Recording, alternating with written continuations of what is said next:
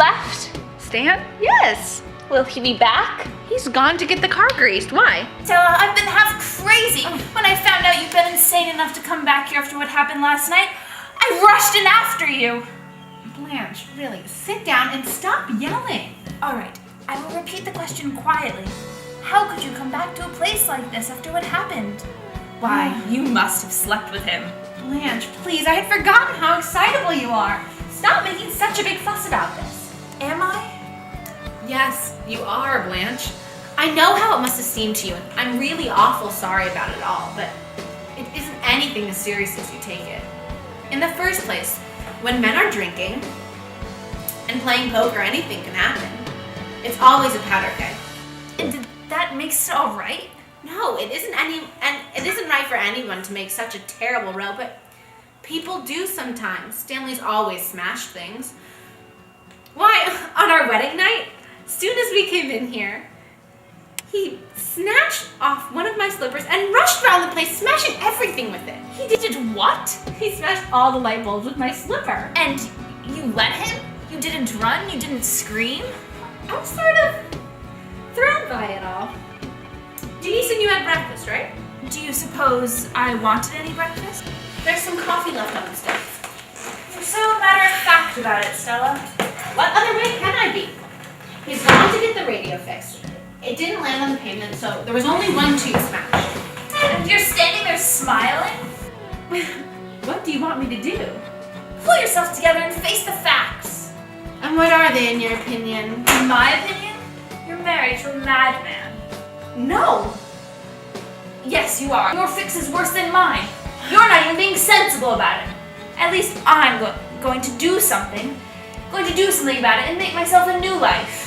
Yes. But you've given in. It isn't right. You're not old. You can get out of it. I'm not in anything that I want to get out of. What? Stella? I said I'm not in anything that I have the desire to get out of. Look at this room. And those empty bottles. They went through 2 cases last night. He promised that he was going to quit having these poker parties, but you know how long such a promise is going to keep. Oh well, it's his pleasure, just like mine, is going to the movies and playing bridge. I guess we've got to tolerate each other's habits, I guess. I don't understand you. This shuffling and mumbling about, one tube smashed, a beer bottle smashed in the kitchen, a mess in the kitchen, as if nothing is out of the ordinary here.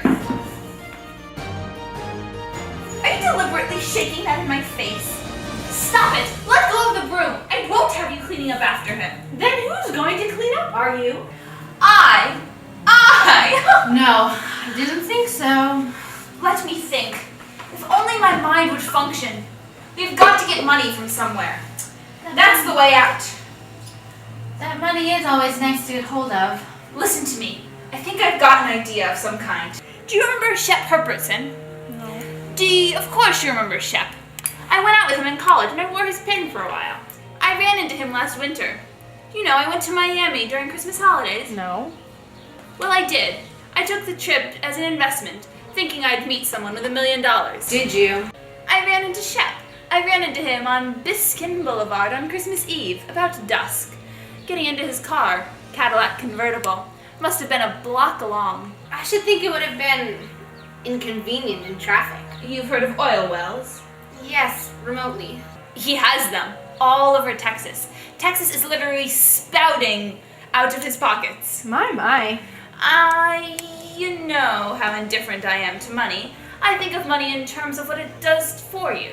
But he could do it. He could certainly do it. Do what, Blanche? A shop of some kind. He could do it with half the money his wife throws away at the races. He's married? Honey, would I be here if the man weren't married?